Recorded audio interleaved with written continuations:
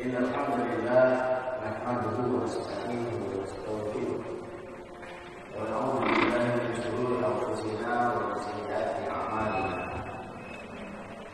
May yahdihillahu fala mudilla lahu wa may yudlil fala hadiya lahu. Asyhadu an la ilaha illallah wa asyhadu anna Muhammadan abduhu wa rasuluh la nabiyya wa la rasula ba'dahu. Allahumma shalli ala nabiyyina Muhammad wa ala alihi wa sahbihi ajma'in. Qala Allah ta'ala fil Qur'anil Karim, a'udzu billahi minas samii'il 'aliim minasy syaithaanir rajiim. Bismillahirrahmanirrahim. Ya ayyuhalladzina amanu taqullaha haqqa tuqatih wa la tamutunna illa wa antum muslimun. Wa qala aidan ya ayyuhalladzina amanu taqullaha wa qulu qawlan sadida yuslih lakum a'malakum wa yaghfir lakum dhunubakum wa may yuti'illaha wa rasulahu faqad faza fawzan 'azima. Wa qala Nabi sallallahu alaihi wasallam ittaqillaha haythuma kunta wa bi'is sayyi'ata al-hasanata 'amuha wa khalidin nas bi khuluqin hasan. Yusikum iyyakum Allah faqad faza.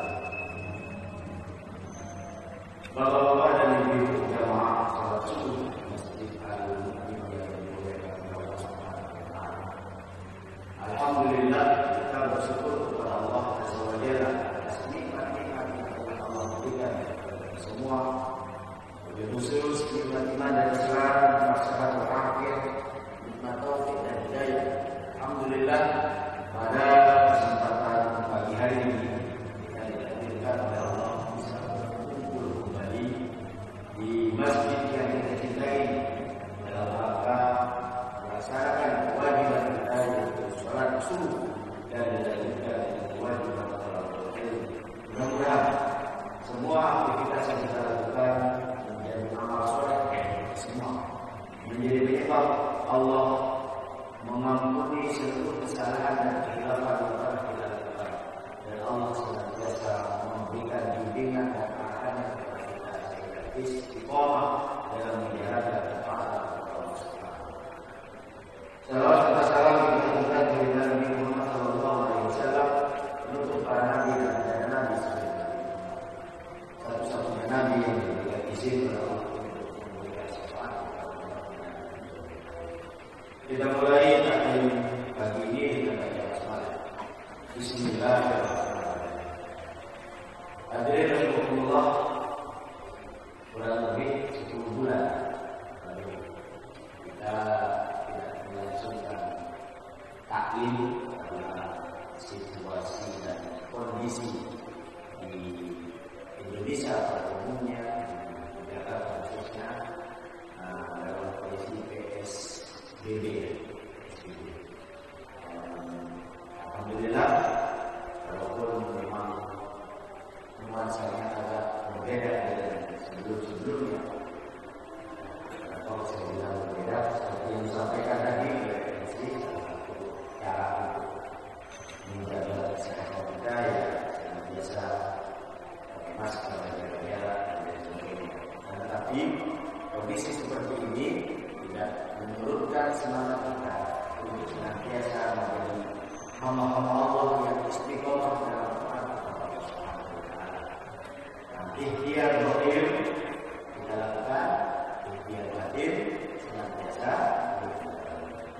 Ikhtiar zahir ya berharga, makan yang bergizi, jaga jarak, cuci tangan dan sebagainya kita patuhi.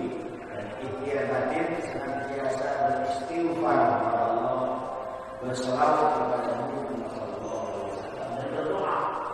Mudah-mudahan kita dilindungi oleh Allah Subhanahu wa taala, dijauhkan dari segala penyakit termasuk corona dan keluarga kita. Mudah-mudahan senantiasa kuat iman, Islam, sehat jasmani dan rohani, dan menjadi hamba-hamba Allah yang mulia di dunia dan mulia di akhirat. Amin ya rabbal alamin.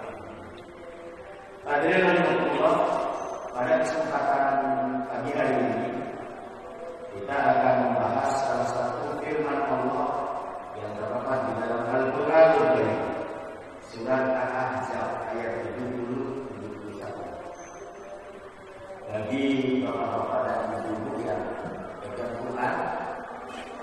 Silahkan dibuka ayat 70-71 surat Al-Ahzab.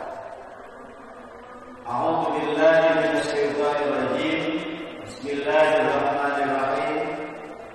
Ya ayyuhalladzina amanu taqullaha wa qulu qawlan sadida yuslih lakum a'malakum wa yaghfir lakum dhunubakum wa may yuti'illaha wa rasulahu faqad faza fawzan 'azima. Ayat yang ke-72 73. Inna aradnal amanata 'ala samawati wal ardh wal jibali fa abayna an yahmilnaha wa asqatna minha wa hamalaha insan innahu kana zaluman jahula. Liyu'adhib Allahu al-munafiqina wal munafiqati wal musyrikina wal musyrikati wa yatubu Allahu 'alal mu'minina wal mu'minat wa kana Allahu ghafurur rahim. Hadirin rahimakumullah,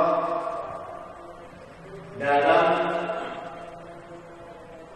ayat ini Allah menyatakan, a'udzubillahi minasyaitonir rajim, ya ayyuhalladzina amanu, wahai Allah orang-orang yang beriman, ittaqullaha, bertakwalah kamu semua kepada Allah, wa qulu qawlan sadida, dan berkatalah dengan perkataan yang benar.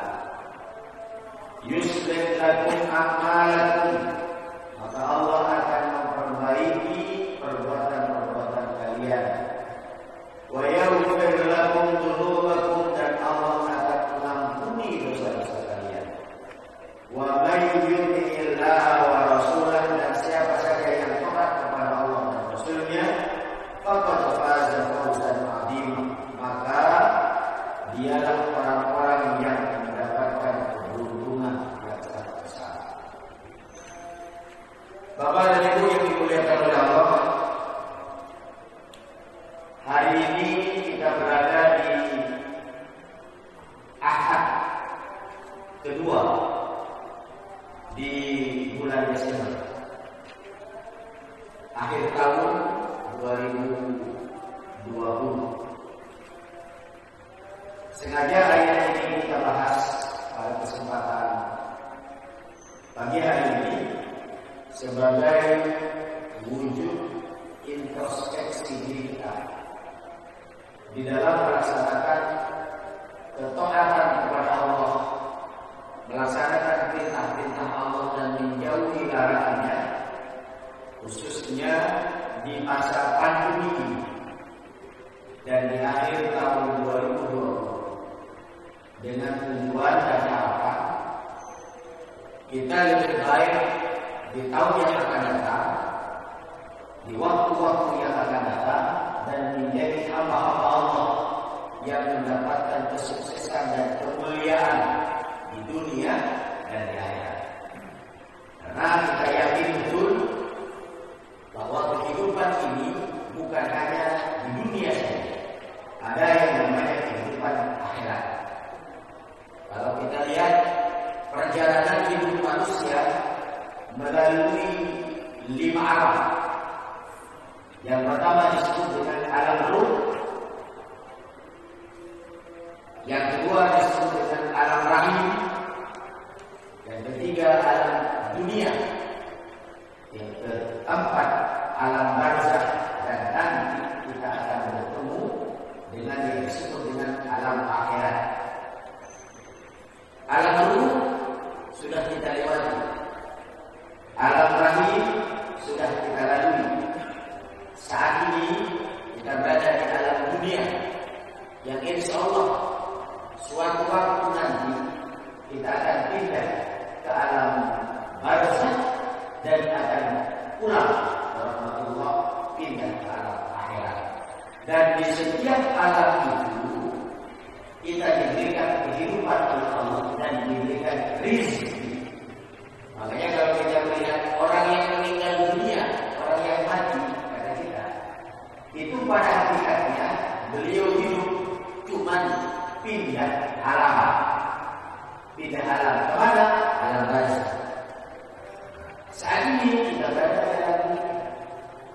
Makanya mumpung kita masih berada di dalam dunia, perbanyaklah amal soleh, perbanyak berinfak dan bersedekah. Karena ketika nanti kita di alam barzakh sudah tidak ada lagi aktivitas itu, infak dan sedekah, sholat, puasa, zakat, ngaji, tilawah Al-Quran dan lain sebagainya di alam barzakh sudah ada. Adanya kewajiban atau perintah untuk melaksanakan infak dan sedekah, amar ma'ruf dan nahi munkar. Thalabul ilmi ini ada di waktu kita di dunia. Makanya Rasulullah menyatakan dalam thalabul ilmi saja, "Utlubul ilma minal mahdi ilal lahdi." Belajarlah kamu, tuntutlah ilmu dari sejak buaya ini sampai masuk liang lahat. Kenapa? Ketika sudah masuk liang lahat, sudah tidak ada lagi tugas dan tanggung jawab. Makanya kalau kita mendengar hukum taklifi, hukum taklifi itu hukum yang dibebankan oleh Allah kepada orang-orang yang sudah mukallaf. Apa yang disebut dengan mukallaf? Mukallaf itu baligh dan berakal. Baligh secara biologis, dia sampai pada waktunya, waktu untuk mendapatkan tanggung jawab. Tanda-tandanya kalau perempuan haid, kalau laki-laki mimpi janabah, itu disebut dengan baligh. Tapi kalau anak-anak baru usia 7 tahun, 8 tahun, 9 tahun, pintar, hafal Quran, hafal hadis, di sekolahnya ranking 1, nilai matematikanya 10, bahasa Inggrisnya 10, masih umur 9 tahun, itu belum disebut dengan baligh, tapi baru disebut dengan sebutan mumayyiz. Kapan dia disebut dengan baligh? Ketika sudah haid bagi perempuan, kemudian mimpi basah yang diwajibkan untuk mandi janabah bagi laki-laki, baligh. Kemudian akil itu akalnya normal atau akalnya sehat, tidak gila. Maka orang yang sudah baligh dan berakal disebut dengan mukallaf. Mukallaf. Orang-orang yang sudah mukallaf itu mempunyai hukum taklifinya ada 5. Ada wajib. Maka perempuan yang sudah haid keluar rumah membuka aurat haram hukumnya. Kenapa? Karena wajib dia menutup aurat. Aurat yang mana? Seluruh tubuh, termasuk rambut, termasuk kaki, itu adalah bagian dari aurat. Laki-laki auratnya apa? Baina surrati wal rukbah, dalam kitab Fathul Qorib, antara pusat dan lutut. Jadi jangan mentang-mentang lagi pengen jogging olahraga, pakai celana pendek, ya kan? Di atas lutut. Niat sehatnya bagus, olahraganya bagus, buka auratnya haram. Yang sering kita lihat teman-teman pengen sehat, ada remaja-remaja usia sudah balik, laki-laki saja pakai celana pendek haram, apalagi perempuan. Makanya Ustaz saat itu bilang, perempuan, kita disuruh jaga mata, kamu jaga akhlak. Kenapa? Capek jaga mata kalau perempuannya nggak berakhlak. Dilihat haram, nggak dilihat barang bagus. Apalagi hari ini lagi musim corona, pagi-pagi pakai baju seksi, naik sepeda kemana-mana. Yang di belakang laki-laki, lihat jalan apa lihat ini? Oke, jadi wajib. Ada namanya yang kedua, apa itu sunnah? Sunnah, sesuatu yang apabila kita kerjakan mendapatkan pahala dan ridho dari Allah. Kalau tidak dikerjakan, kita tidak. Ada makruh, ada haram, ada mubah. Mubah itu boleh saja, mubah. Orang yang sudah mukallaf, baligh dan berakal, kena hukum takdir. Bagi kita, salat 5 waktu itu wajib.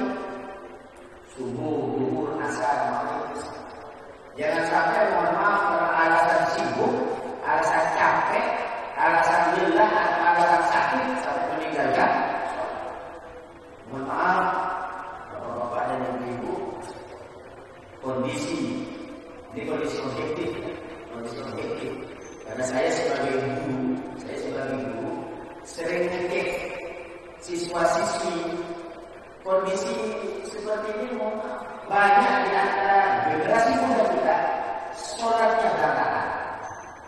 Sederhana saja indikasinya, sederhana. Kalau kita ngajar jam pertama pagi jam 6:30, siswa itu langsung kita video call, itu banyak yang tak mengangkat. Setelah kita jawab, kenapa tak mengangkat? Baru bangun. Bahkan ada yang masih tidur. Pertanyaan selanjutnya, sudah sholat subuh belum? Belum. Kalau waktu masih sekolah offline, anak-anak masuk sekolah, itu rata-rata jam 5 sudah pada bangun berangkat sekolah. Karena nyampe sekolah jam 5 dia mandi di dalam baju berangkat sekolah, jam 6 setengah 7 sudah masuk sekolah. Ketika model virtual seperti ini,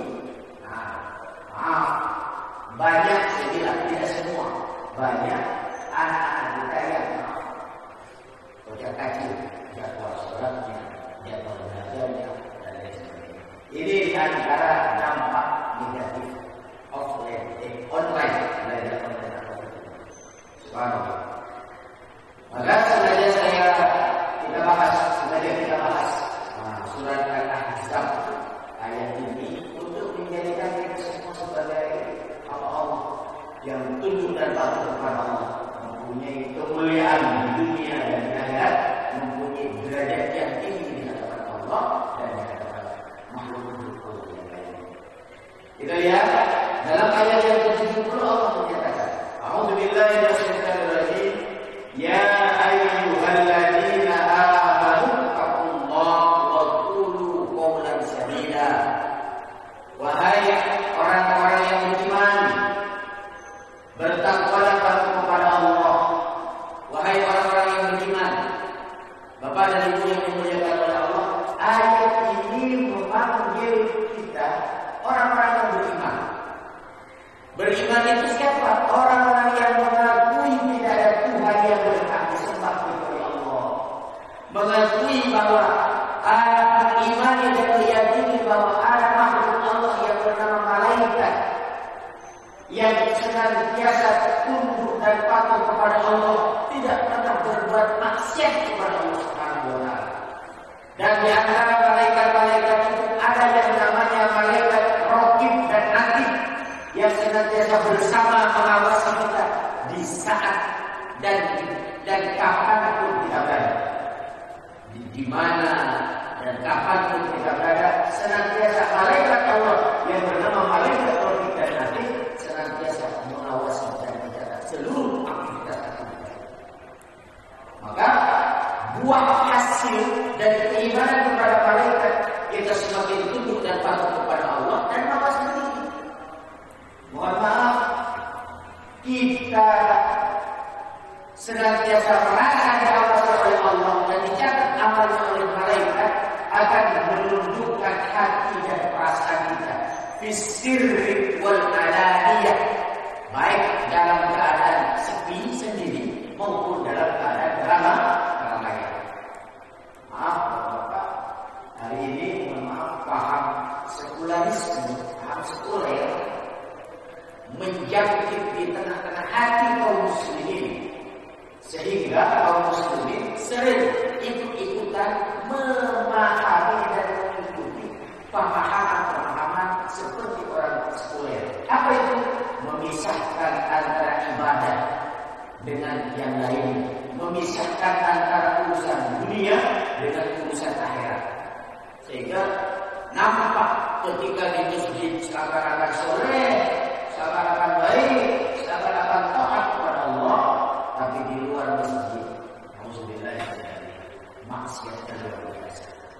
Mohon maaf, kecanggihan teknologi hari ini, adanya handphone cerdas, dibilang handphone cerdas, karena handphone model seperti ini beda dengan handphone zaman dulu. Handphone zaman dulu biasanya cuma SMS dan nelpon atau menerima telepon.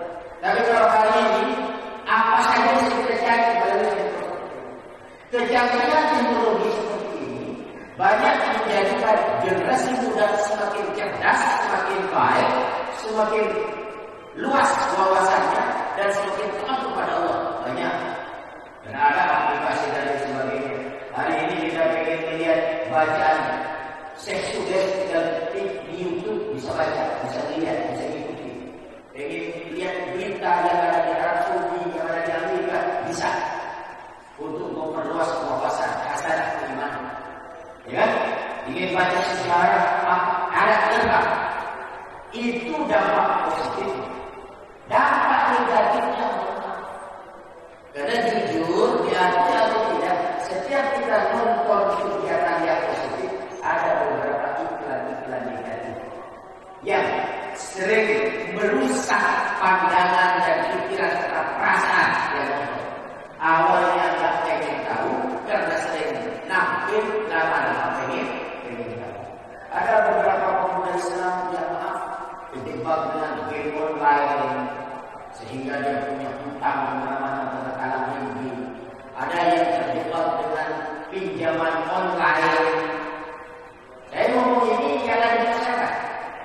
Ada yang terjebak dengan pinjaman online, ya, sehingga maaf punya hutang sampai jutaan rupiah bahkan lebih dari itu. Ada yang terjebak dengan pornografi dan pornografi. Banyak. Anak-anak SD kita kelas 1, kelas 2, kelas 3 SD. Ketika saya dialog dengan mereka, kamu nonton itu di mana? Di HP mama. Emang di HP mamanya ada? Nggak ada. Coba lihat nanti. Gimana cara nontonnya? Dibuka itu aplikasi. Anak SD kelas 1, kelas 2. Lah kalau anak SD kelas 1, kelas 2 sudah terjangkit dengan pornografi dan pornografi, apa yang akan terjadi nanti? 5 tahun, 10 tahun, 20 tahun yang akan datang. Na'udzubillah. Makanya tanggung jawab kita bersama sebagai putra bangsa, sebagai bapak-bapak dan ibu-ibu yang mempunyai tanggung jawab kebaikan untuk senantiasa meyakinkan kepada mereka, ingat dimanapun kau berada, Allah melihat, malaikat, rokib dan atid senantiasa mengawasi dan mencatat. Iman kepada malaikat ini Allah tunggu banget. Allah tunggu. Kalau kita hari ini ngandelin guru di sekolah, maka ada itu berat. Karena informasi iman kepada malaikat itu bukan hanya sekedar informasi virtual saja, tapi harus ada bimbingan dan arahan sehingga anak itu akan lebih mudah memahami ketika melihat contoh-contoh yang baik yang diberikan oleh orang tua. Iman kepada malaikat, iman kepada itu malaikat kalau tidak nanti, iman kepada adanya malaikat Ridwan dan malaikat Ali. Rukun iman itu. Yang ketiga, iman kepada kitab Allah. Yakin betul bahwa kitab Allah itu ada 4 yang wajib diketahui. Di antaranya ada iman kepada kitab Al-Qur'anul Karim. Saya kemarin sempat diskusi dengan guru Al-Quran hadis, guru PAI di SMP, SMK dan SDI. Gimana cara ngajarnya Al-Quran di masa pandemi? Repot, repot. Ngajarin tatap muka saja susahnya, apalagi